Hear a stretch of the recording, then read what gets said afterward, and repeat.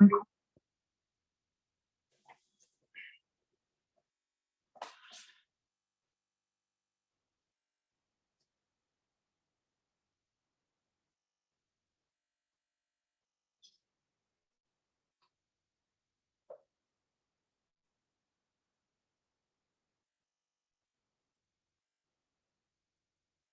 I'll call the meeting to order. This meeting is already announced. Clerk will take roll.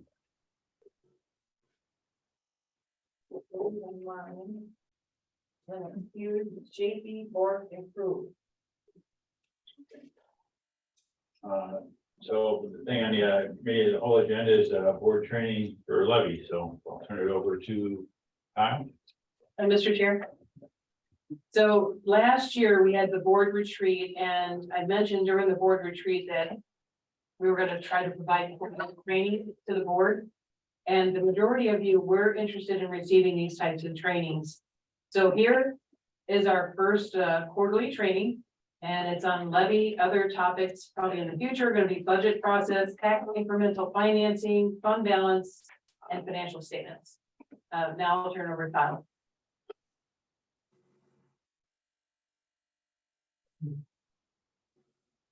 All right. Everybody can see that? All right, so good evening, board members. So we're having this presentation today to help you get a better understanding of how taxes are levied, the mill rate is established, what net new construction is, and how the equalized values play into all of those areas. So I'll have an opportunity at the end for questions. So if you could please just write your questions down and hold them until the end, that'd be greatly appreciated.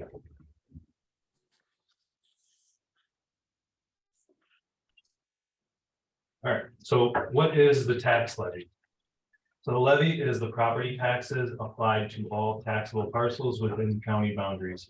So any property that is in the county that is not owned by a nonprofit, a local government, or any other tax exempt entity will have taxes levied upon said property. All right, so this table is showing the amount of taxes the county levied in 2023 compared to the overall county budget. So you can see the taxes levied make up about 25% of the total expenditures. County departments receive additional funding from other sources, such as charging fees, state or federal grants, using reserves, etc. So of the roughly $19 million levied in 2023, this graph shows where the levy goes. So you can see we have levy in solid waste, debt service, highway, library, HHS, and the general fund. The unlabeled sliver at the top represents the levy for solid waste capital, and the unlabeled sliver at the bottom represents the airport. As you can see, a majority of the tax levy goes to the general fund to support general operations of the county, such as the court system, sheriff's department, and other statutorily required services. These percentages don't equate to 100% just due to rounding the exclusions of those other areas of the pie chart. So looking more closely at the general funds, roughly $11 million in tax levy, you can see that the bulk of that goes to support the sheriff's department operations. The other departments supported by the tax levy are emergency management, information technology, human resources, county manager, UW extension, land and water, planning and zoning. And the two unlabeled slivers at the top represent rural development, which is where expenses are accounted for economic development funding in the 2023 budget. Again, the percentages don't equate to 100% due to rounding. So all the items mentioned at the start of this presentation are all intertwined together. So the order I discuss these items is the order that seemed the most logical for me and hopefully for all you as well. So that being said, first we're going to talk about how the tax levy is set and challenges surrounding the tax levy. So everybody's heard the term levy limit, I imagine, but what does that really mean? So the current levy limit law allows a county to increase its levy over the amount it levied in the prior year by the percentage increase in equalized value from net new construction. That was a lot of words. So the equalized value is the estimated value of all property as certified by the Department of Revenue. And the levy limit law is a major challenge when developing the county budget.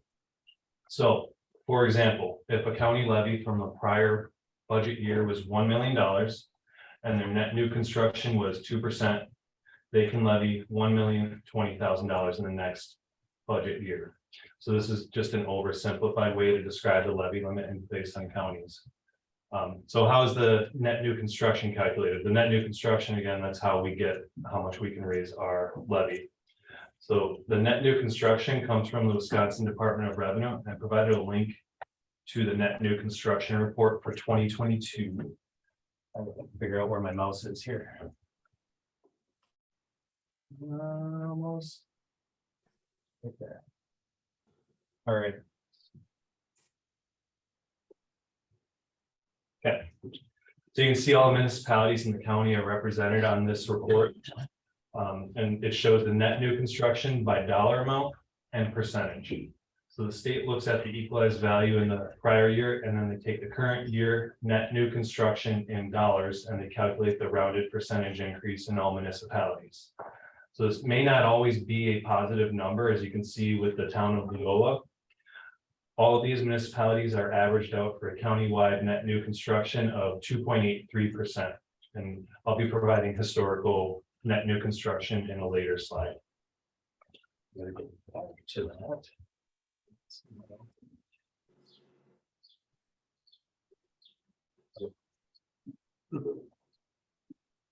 All right, so the net new construction includes new building construction and land improvements, minus changes due to demolition and destruction. So it is possible, again, to have a negative net new construction, as you saw in the previous document with the town of Leola. I've also attached on the presentation, the one that was attached to your packet should have been clickable, those links on there. So you can actually review the Department of Revenue's page that explains what net new construction is. Another major challenge is the effects of increase in the consumer price index as it relates to net new construction. So if you're not familiar, the consumer price index is a measure of the average change over time in the prices paid by consumer goods and services. It's a measurement. So essentially it's a measurement of inflation. As the consumer price index increases, this means that there's a general increase in products, services, and wages that the county may be obligated to pay. So when developing the budget, we try to match April's year-over-year consumer price index to our cost of living adjustment on county employee wages. So this table here shows the wage increases on the blue line, the consumer price index increases or decreases on the red line, and the net new construction on the green line. So you can see how our net new construction in 2023 was about 2.83%, while consumer price index was around 8.2%. So there's that large gap there at the end of the chart. And then our cost of living adjustment on wages was in the middle there, is at 4%. So this does create a challenge when trying to develop the budget, as we try to maintain competitive wages by matching consumer price index, all while our net new construction does not come close to the consumer price index adjustment. The net new construction alone is not enough to support just our wage increases.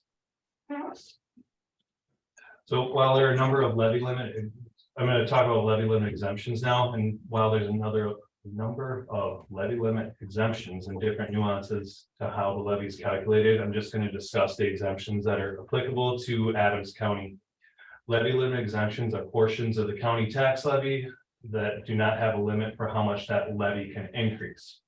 So first we have the library levy, which does not have a limit. The town of Rome and the city of Wisconsin Dells. Go forward. Yeah. What did I do? Just back it over there. Uh-oh. That's recorded. All right.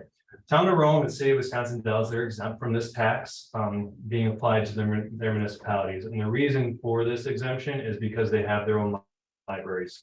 So essentially the amount levied for the library for the county is subtracted for these municipalities when calculating their share of the overall county levy. And we also have local road and bridge aid. All cities and villages in the county are exempt in a similar fashion as the library exemption. So although these items are exempt from the amount they're allowed to increase their levy, it still must be approved by the county board as part of the budget. The library has further laws surrounding their levy, but as a general rule, there's no limit to how much that levy can increase, so long as the board approves. The local road and bridge aid levy is calculated from the town petitions. So as you can imagine, that amount fluctuates frequently as the petitions from the towns vary from year to year. And then lastly, we have the debt service levy exemption. The county can claim an exemption for debt service levy in an amount equal to the debt payments in the coming year.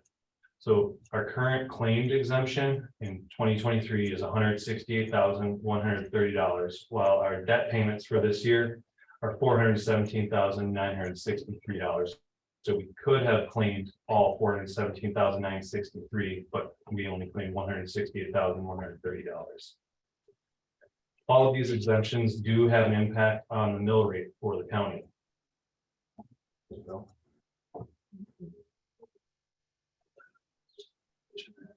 All right, so now I'm going to be discussing the mill rates and what that means. So the mill rate is the amount of tax payable per dollar of the assessed value of a property. The assessed value is determined by the municipal assessor. The mill rate is calculated by dividing the county's tax levy by the countywide equalized value. So for Adams County, the tax levy was roughly $19.2 million. Equalized value was roughly $3.4 billion. And that equates to a mill rate of about $5.62. So for an example, a home assessed at a value of $100,000 with a mill rate of $5.62 would have a county tax payable of $562. Could wait till then? Sure. All right. Thank you. Just about done. I think there's only a few more slides. All right, so this table right here is going to show the historical tax levy for Adams County and the budget years in those first two columns. The next two columns show the countywide equalized value for each tax year. And then the next two columns again show the tax year. It's like my idea. I have to always look at the screen. The next two columns show the tax year and the mill rate. The tax year and the equalized value and the mill rate is always a year behind the budget year because the tax bills sent out in December are always for that year, but are not payable until January 31st. The county does not appropriate the 2022 taxes payable until the 2023 budget year. And then the final column is the change in the mill rate from prior year. And you can see that the mill rate has been steadily decreasing over the years. All right. So last, I'm going to run through some key dates for when some of this information is available for us. And the first key date happens around August 15th, where we get net new construction figures from the Department of Revenue. Again, the net new construction figures are important because that's how much we're able to raise the tax levy in the next budget year. November 15th is another important date, and this is when we file our levy limit worksheet with the state, and this is done electronically. So November 15th is viewed as the final day to have an adopted budget, as the budget resolution sets the tax levy. This date is also why the board rules state the annual meeting is held on the first Tuesday after the second Monday of the month of November. That's directly from the board rules. So in this past year, the meeting took place on November 15th, and this coming year, it's going to take place on November 14th. December 15th is the final important date for the budget process, and this date is when the apportionment worksheets are to be completed.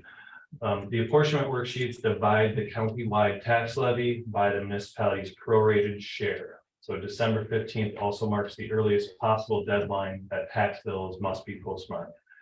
Tax bills must be sent out by the third Monday of December.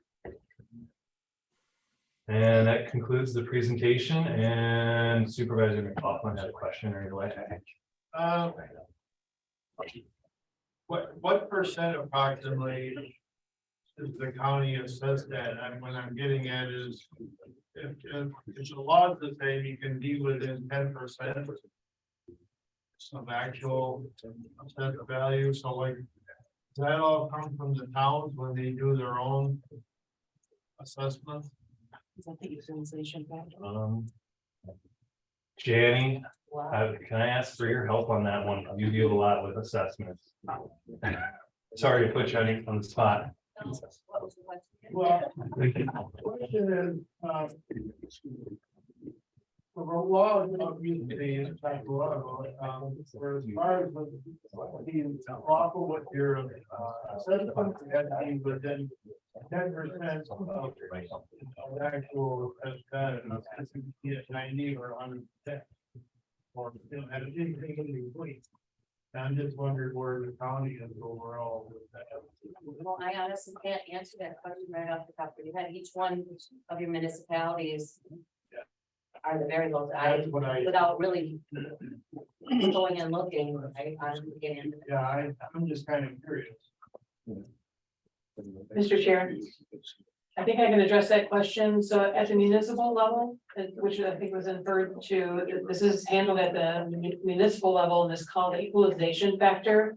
And if it drops below 10%, then it's up to the municipality to actually do a revaluation, is what that's called. So that's outside the county.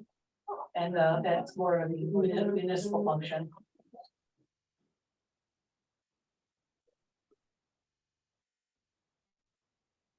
State usually let's stay on top of that. Well, I guess what Cynthia just said, I realized that. I was just wondering if we had an idea overall where the county is. The town, overall towns, and that probably is, I'm sure that is a very hard question to try to answer without actually looking at it. But I was just curious. It was fine.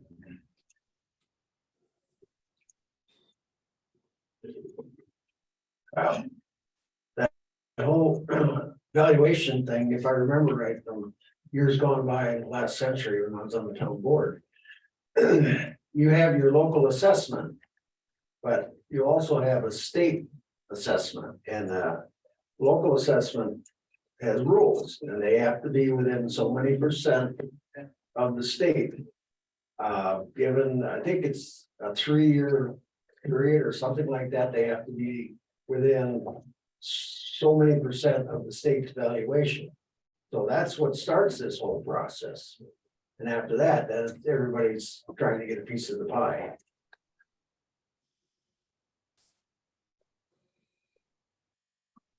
Any other questions for Con?